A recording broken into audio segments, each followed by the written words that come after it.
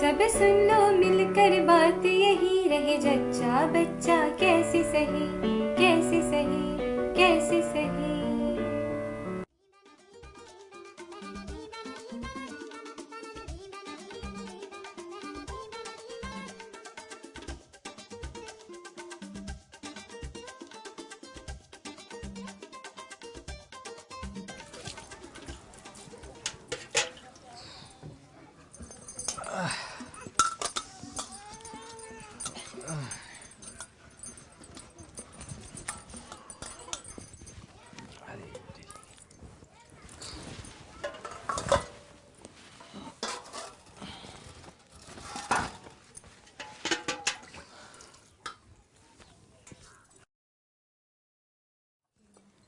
ये लो।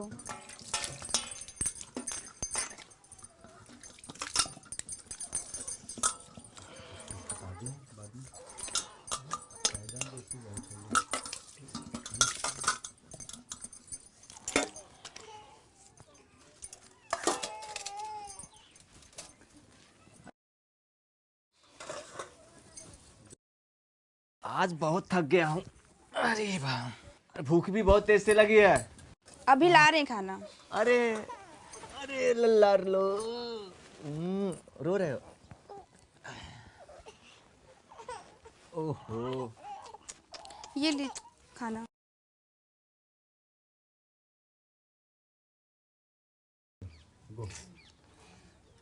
तुमने खाना खा लिया? हाँ, हमने खाना खा लिया। चलो तब ठीक है। इसे चुप कराओ, देखो रो रहा है। ना ना बच्चा।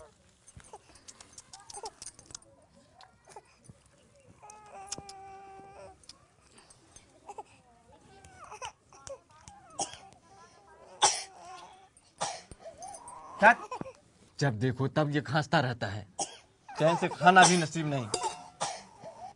अरे खांसी के लिए कुछ दिया भी है या नहीं? हाँ, तुलसी का पानी दे रही हूँ, उससे भी कोई फायदा नहीं हो रहा है। तुम ही काहे नहीं डॉक्टर के पास ले जाते हो इसे? अच्छा, इतना फुर्सत हमारे पास है? अरे काम से समय मिलेगा तब इसको इधर उधर लेकर दौड़ेंगे ना। चलो ठीक है, कल दिखा दूंगा।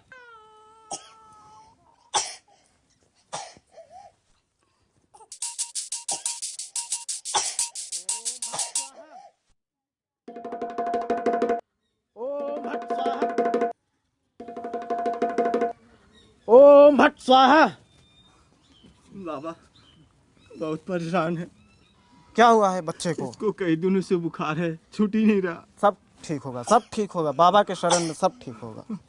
ये ले भभूति लगाना, सुबह शाम दोनों टाइम लगाना, सब ठीक होगा। ठीक तो हो जाएगा ना? एकदम ठीक होगा, बाबा के शरण में सब ठीक है बाबा। ठीक होता है। ओम भट स्वाहा, ओम भट स्वाहा। नहीं।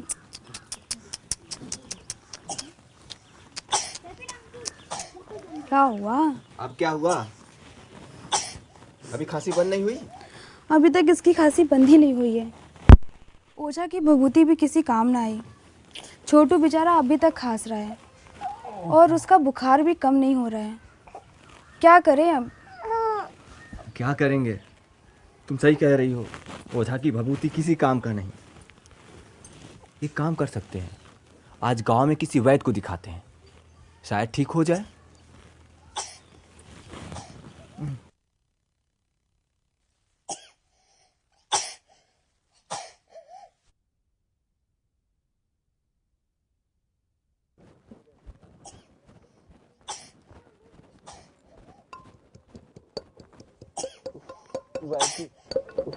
गायत्री, बच्चे की बहुत तबीयत खराब है।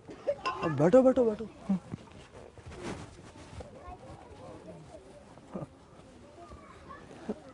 बहुत परेशान है।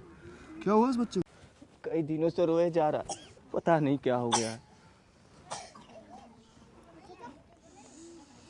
किसी को दिखाया नहीं दिखाया अभी तक? हाँ, ओझा जी को दिखाया। किसी ओझा ओझा के पास बन जाया करो।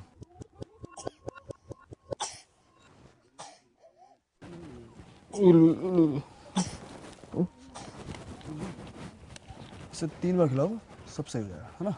समय पे खिला देना, ठीक है? अच्छा चलो। अच्छा चल।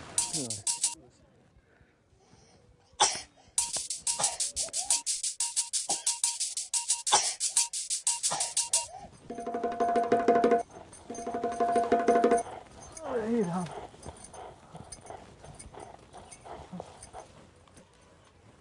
अरे बचवा,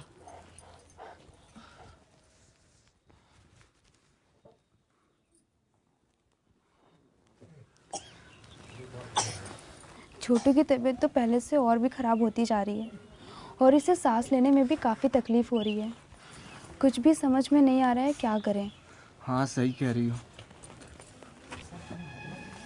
कुछ भी आराम नहीं हो रहा इसे। अरे ये काम क्यों नहीं करती? तुम ही आशा दीदी के पास चली जाओ, शायद वो कोई उपाय बता दे। सही कहा। ले जाओ, उठाओ।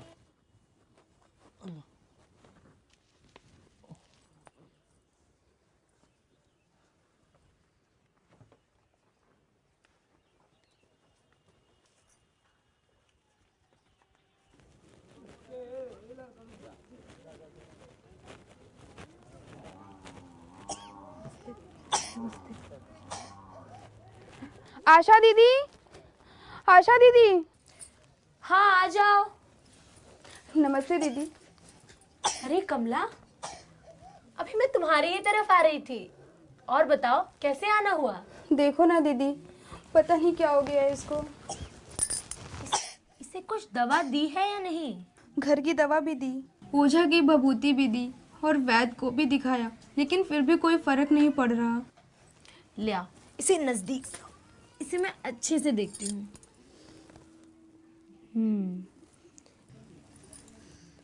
लगता है इसे ठंड लग गई है, तेज बुखार है और खांसी भी हो रही है। ये आम खांसी जुकाम तो नहीं लगता। कब से है इसे ये? याद तो कुछ नहीं है दीदी, लेकिन कुछ दिनों से परेशानी ज़्यादा ही बढ़ गई है। लेकिन दीदी, बच्चों को तो अक्सर खांसी जुकाम हो जाता है और फिर ठीक भी हो जाता है। तुम ठीक कह रही हो कमला, बच्चों को अक्सर खांसी जुकाम हो जाता है, लेकिन कमला ये आम खांसी जुकाम जैसा नहीं लगता। देखो इसकी सांसें तेज तेज चल रही हैं और इसके गले से घर घर की आवाज भी आ रही है। मुझे तो लगता है इसे निमोनिया हो गया है। निमोनिया? दीदी, क्या ये कोई गंभीर बीमारी है? हाँ कमला, अगर निमोनिया का इलाज सही समय पे ना किया गया तो ये बीमारी जानलेवा हो सकती है। और कमला, इसका इलाज घर पे संभव नहीं है। तुम्हें इसे किसी शहर के अस्पताल या क्लिनिक में ले जाना होगा। और कमला, जल्द से जल्द, नहीं तो इसकी जान को खतरा है। जी दीदी, मैं तुरंत इसको अभी लेके जाती हूँ। ठीक है, मैं चलती हूँ। नमस्ते दीदी। नमस्ते।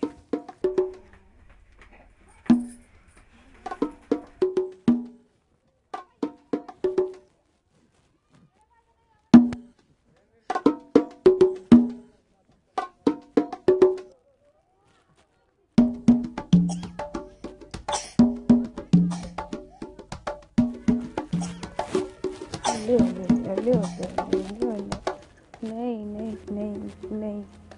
कमला और उसके पति को शायद यह मालूम नहीं कि न्यूमोनिया कितनी भयंकर बीमारी है और जिसका इलाज ना किया गया तो यह जानलेवा भी साबित हो सकती है। इस बीमारी के भयंकर रूप को इस बात से पहचाना जा सकता है कि उत्तर प्रदेश में मरने वाले बच्चों में 10 में से 2 बच्चे न्यूमोनिया के कारण ही मरते हैं। उत्तर प्रदेश में न्यूमोनिया से हर साल तकरीबन 52,000 बच्चों की मृत्यु होती है। न्यूमोनिया के कारण हुई 10 में से 8 मौत जीवन के पहले 2 वर्षों में होती है, यानी छोटे बच्चों की। फिर भी अपनी अज्ञानता के चलते माँ बाप इस बीमारी के लिए डॉक्टरों से सलाह नहीं लेते।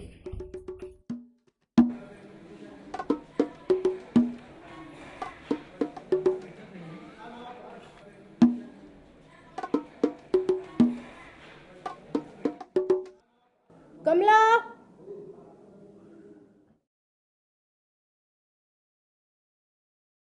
नमस्ते साहब।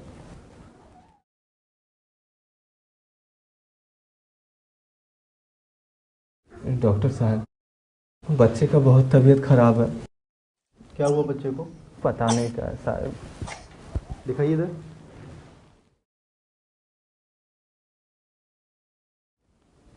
इसको तो बुखार हो रहा है। इसको लिटाओ, वहां पर चेक करना पड़ेगा।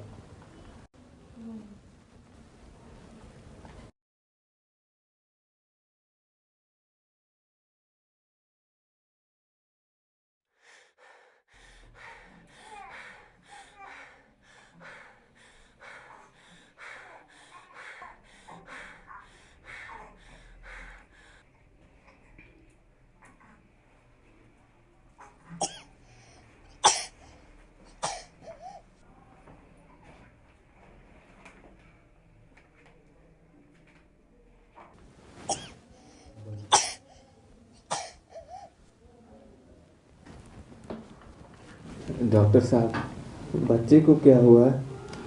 बच्चे में तो निमोनिया के लक्षण दिखाई दे रहे हैं। लेकिन डॉक्टर साहब, ये कैसे मालूम चलेगा कि बच्चे को निमोनिया हो गया है? शुरुआती दिनों में सर्दी, खांसी और बंद नाक इसके लक्षण होते हैं, लेकिन जैसे जैसे बीमारी आगे बढ़ती है वैसे इसके और भी लक्षण दिखाई देने लगते हैं, जैसे तेज बुखार के साथ सर्दी, तेज तेज सांस चलना एवं सांस लेने में परेशानी होना।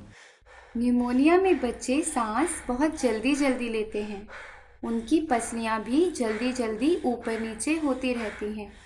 सांस की कमी के चलते उनके ओंठ नीले पड़ सकते हैं और उन्हें कंपकपी छूट सकती है।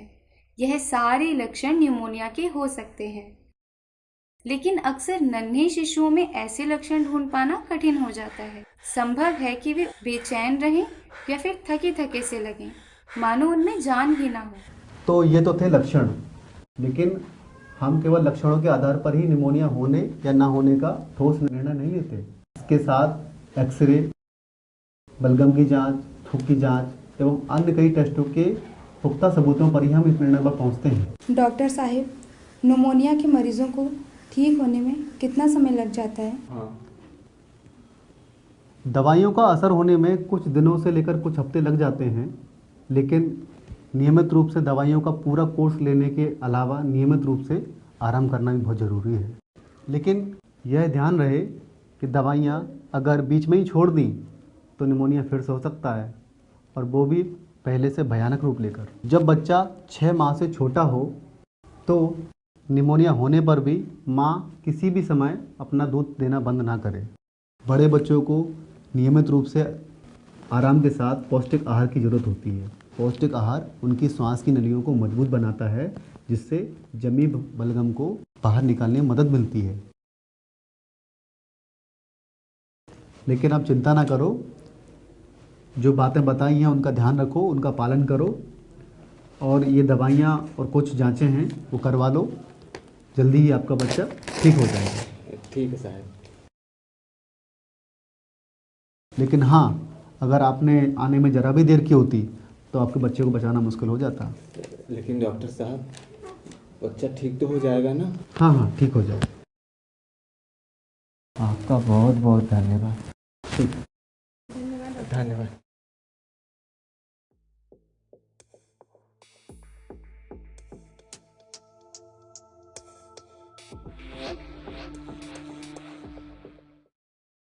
निमोनिया के लक्षण और बचाव। आपने इस फिल्म में क्या देखा और क्या समझा? आइए मिलकर चर्चा करें। कमला के परिवार ने बच्चे को अस्पताल ले जाने से पहले क्या क्या किया? इससे क्या नुकसान या फायदा हुआ?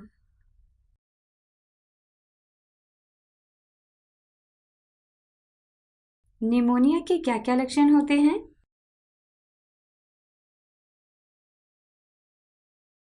क्या निमोनिया होने पर बच्चे को मां का दूध पिलाना चाहिए? क्यों?